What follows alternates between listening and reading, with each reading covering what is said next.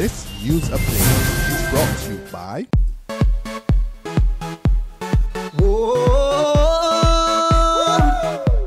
I'm happy. Now I'm gonna take my time. I'm happy.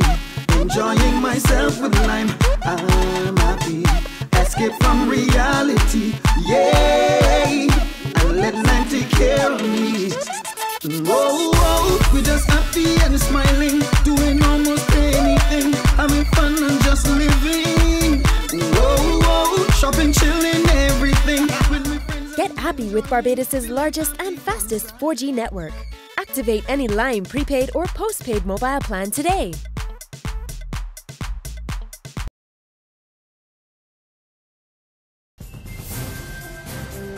This is the Barbados Today evening update for Monday, October the 20th, 2014. I'm Emmanuel Joseph. Thanks for joining us. A father and son are at this time nursing gunshot injuries after an alleged robber stormed into Babb's Mini-mart on Dayrell Road, St. Michael. Police Public Relations Officer Inspector David Welch said that the force was seeking the public's help in capturing the armed assailant who was wearing blue overalls, a scarf and shades at the time. The incident occurred at around 1 p.m. It is unclear whether anything was taken from the Mini-mart. Inspector Welch says the injuries are not life-threatening. 2 persons were shot. Assailants? Well, there was one assailant that we know of, obviously armed with a firearm. First person is Stephen Babb of St. Matthias. He received a gunshot injury to his forearm, right forearm. The other person is Dwight Babb of Britain's Hill. He received a gunshot injury to his upper left back. He is the most serious of the 2. As it stands right now, the injuries are not life-threatening. Inspector Welch is appealing to anyone with information about the incident to contact the police at 211 or Crime Stoppers at 1-800-TIPS, that's 1-800-8477. Meantime, Station Sergeant Stephen Griffith is urging the shop's owners to be mindful of how money is handled going forward. The Christmas period, which is upon us, that we're asking business owners to be a lot more vigilant in the way they handle upfront cash procedures. They should encourage their staff to follow best practices in terms of handling cash. And also, persons using the streets and lonely areas should be extremely careful. People should desist from doing this. The review of crime prevention procedures is critical at this time. And persons having businesses or homes should contact the crime prevention department, the community policing department, to have an officer come out to that particular location and give advice how to better secure their premises. In other news, opposition leader Mia Motley accuses the government of contributing to the Chikungunya situation facing the country.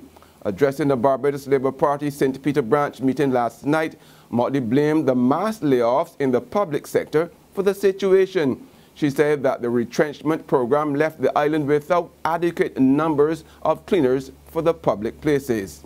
But what is even more despicable is that there is no greater offender for derelict buildings and bush than the government of Barbados. So is the government going to prosecute the Minister of Housing, Dennis Kelman, who is the chief landlord in the village? And whose responsibility it is, along with Dennis Snow referendums, to keep Barbados clean? And your voice, who is responsible for the public health? Reaction this evening over the nomination of Colin Jordan as the BLP's representative for St. Peter. Political scientist Peter Wickham says it's a foregone conclusion that the opposition will retain the St. Peter seat. With the confirmation of Colin Jordan as the party's candidate for the northern seat, Wickham says Jordan is well placed to succeed former Prime Minister Owen Arthur, and he expects Jordan to carry the BLP's banner well. Colin Jordan is he's a recognized name in tourism circles. That's significant. But the more important thing is that he's a hometown voice. And you would recall when the issue came up of alternative candidates, when Arthur made it clear that he didn't want to contract Biden. called a journalistic carpet bagger. He's hometown St. Peter Gay, and as a result has significant gravitas within that constituency. So I think that's something significant. He's also bringing a professional reputation in tourism that is also quite significant as well. He's an intelligent individual and someone who I believe will carry the banner well for the Barbados Authority. Parliament will resume tomorrow after its long summer break, but former Prime Minister Owen Arthur will not be attending as he is being discharged from the private Bayview Hospital on the same day following a minor surgery on his foot. Prime Minister Francis Stewart will move the second reading of the Public Accounts Committee Repeal Bill 2014 and the second reading of the Financial Management and Audit Amendment Bill 2014. Minister of Finance and Economic Affairs Christopher Sinclair is also slated to move the second reading of the Customs Amendment Bill 2013 as well as the second reading of the Excise Tax Amendment Bill 2013. While Minister of Education Ronald Jones will move the first reading of the Education Amendment Bill 2014. There's regional and international news after this short break. Hi, I'm Red Plastic Bag. Anyone who knows me knows I don't like cold.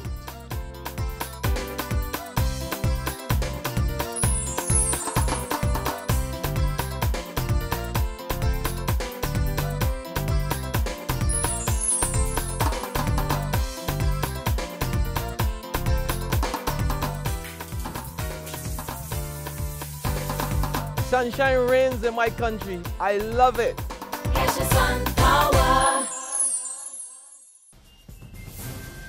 In sports now, West Indies A part-time off-spinner Jermaine Blackwood snapped up 2 late wickets to peg back Sri Lanka A and set up a tense finish to the second 4-day unofficial test on the final day tomorrow. With Sri Lanka building a lead at 63 for 2, Blackwood struck twice in the space of 4 deliveries in what proved to be the day's final over to limit the hosts to 63 for 4 at the close of the third day of the contest today. CARICOM is defending a decision by several Caribbean countries to impose a ban on nationals from Ebola-affected regions in West Africa. Chairman of the 15-member grouping, Antigua and Barbados Prime Minister Gaston Brown, made it clear that the restrictions were necessary at this time. Brown says the region needs to go the extra mile to ensure that the deadly disease does not reach its shores, as they are tourism dependent. He said that one case of Ebola could have a devastating impact on the region's bread and butter industry, and as such, it must be proactive.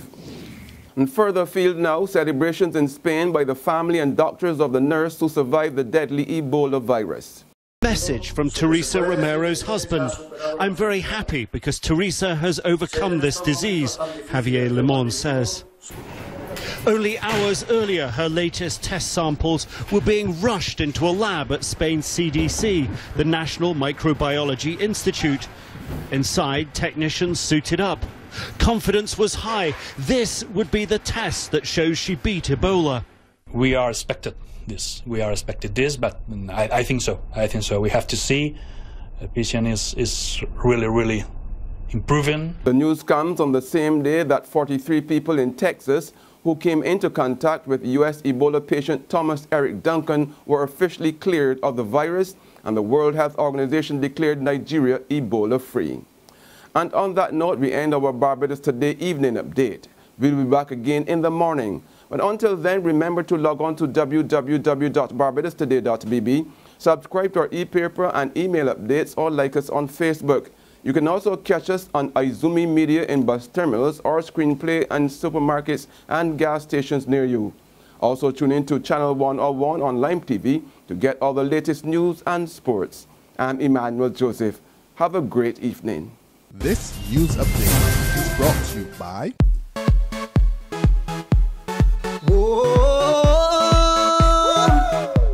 I'm happy. Now I'm gonna take my time. I'm happy. Enjoying myself with lime. I'm happy. Escape from reality. Yay! And let lime take care of me. We're just happy and smiling. Doing almost anything. Having fun and just living. Shopping, chilling, everything. Get happy happy with Barbados' largest and fastest 4G network. Activate any line prepaid or postpaid mobile plan today.